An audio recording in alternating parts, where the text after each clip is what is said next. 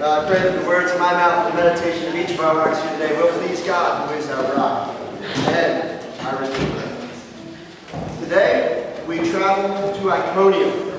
You may have never heard of Iconium before, but you've probably heard of at least one of the major events that legend has it took place here.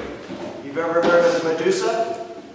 It was in this area that Perseus was said, according to Greek mythology, to have slain Medusa. What an amazing story that is. But that's not the story we're going to talk about today. The story that we're going to talk about today is far more powerful, far more moving, and it's true. Today, we're going to be talking about God's story in Iconium. We're going to be talking about a story of truth, of miracles, of grace, and how people rejected it. Just like last week, Paul and Barnabas went into the synagogue and started to tell people about God's forgiveness offered through Jesus Christ. And just like last week, many of them are going to reject it. But many will also believe.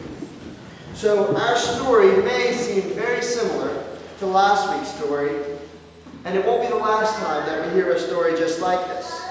But Paul and Barnabas have moved on from Pisidian Antioch to Iconium.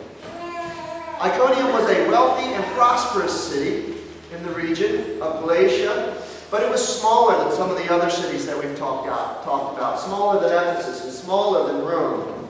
It was located on an oasis in a very barren land, so the agriculture was booming around this well-watered region. So Paul and Barnabas have walked 90 miles southeast of Pisidian Antioch to arrive in the heartland of Galatia, in Iconium. They have walked 90 miles to offer the hope of Jesus Christ, of faith in Jesus Christ. They have brought God's message of good news that all people who have faith in Jesus can be forgiven and can go to heaven. This is the most precious gift that we can give to our friends and to our families. This is the most precious gift that we can offer to anybody, and yet oftentimes we are intimidated. How is it that we can bolster our strength and our courage to offer this hope to the people around us? Can we learn anything from Paul and Barnabas during their time at Iconium? I think that we can. And I think that we're going to try to do just that today. Our passage opens up in Acts chapter 14 with the following line, the following sentences. It says, the same thing happened in Iconium, the same thing that happened at Pisidian Antioch. Paul and Barnabas went into the Jewish synagogue and preached with such power that a great number of both Jews and Greeks became believers. So the first thing that we can learn from Paul and Barnabas is go where the going is good. Go to places where it seems like most likely the people will be more accepting to the gospel. They could have gone anywhere in Iconium, but they chose to go to the synagogues. They chose to go to the synagogues, to the Jews and to the Gentiles who were already striving to follow God, but not quite there. They didn't know the whole truth. They went to the place where they could talk to the people, that the people would understand them. So what does that mean for us? Go to the people that we can talk to. Go to the people that we can relate to. Go to the people that we can talk to on the same level and that can understand us. And there will be a greater chance of their accepting the message that God has given to us. Don't try to just go up to random people and strangers and say, hey, you want to hear about Jesus? That's going to be, first of all, very intimidating for us, but it's also going to be very strange for them. I'm not saying that you should never do that, but these are just some principles that will help us to be more successful in sharing the gospel. Go to people that we know, people that we feel comfortable with, people that we have a relationship with, people that trust us, that love us, whom we love, and the gospel message will be much more authentic coming from this direction. But verse 2 continues, Some of the Jews, however, spurned God's message and poisoned the minds of the Gentiles against Paul and Barnabas. So the second thing that we can learn is to expect opposition. We talked last week about how the gospel is offensive. How when we say Jesus is the only way to get to heaven, that offends many people.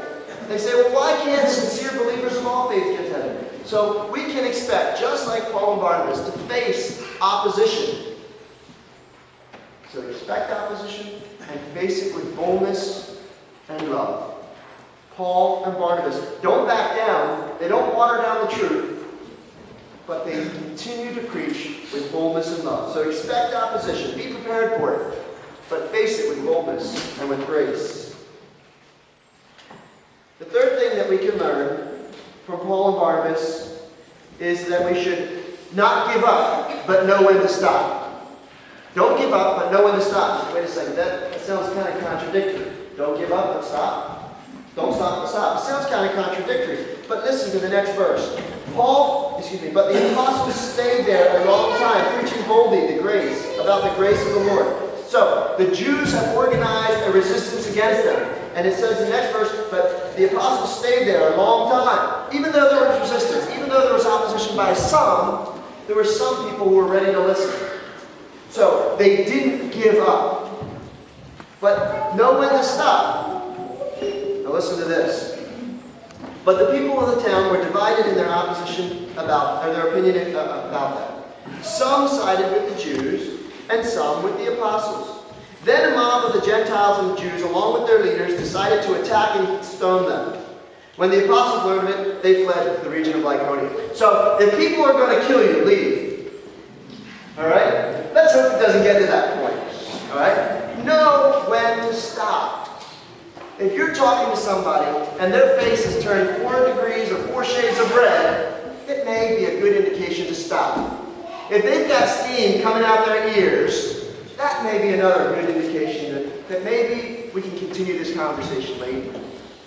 If you see their knuckles turning white and they're winding up, that may be a good indication to press pause on the gospel DVD and to wait for another time. You say, but you said don't give up, don't quit. Yeah. Listen to the next verse. So Paul and Barnabas went to the towns of Lystra and Derbe and the surrounding area, and there they preached the good news. Guess what? They didn't stop. They moved on to another area. And guess what? They're going to come back. And we're going to see in a couple of weeks how they come back to this area. They didn't give up on these people. They just knew when to press pause. And they were going to restart when the time was right. So don't give up, but know when to stop. The next thing that we can learn is that the message is confirmed by the content of the character of the messenger. The message is confirmed by the content of the character of the messenger. A great illustration of this is politicians. You've heard it again and again that what a politician does in their private life, so long as it doesn't affect the work that they're doing in their public office, should have no bearing on their position. And yet, again and again, when we see a private fiasco happen, no matter how good of a job they're doing with their public affairs, they will again and again be drawn out of office or lose their position or move on. So the private affairs affects their public work. How much more then for those of us who are preaching the gospel, who are sharing the gospel with others?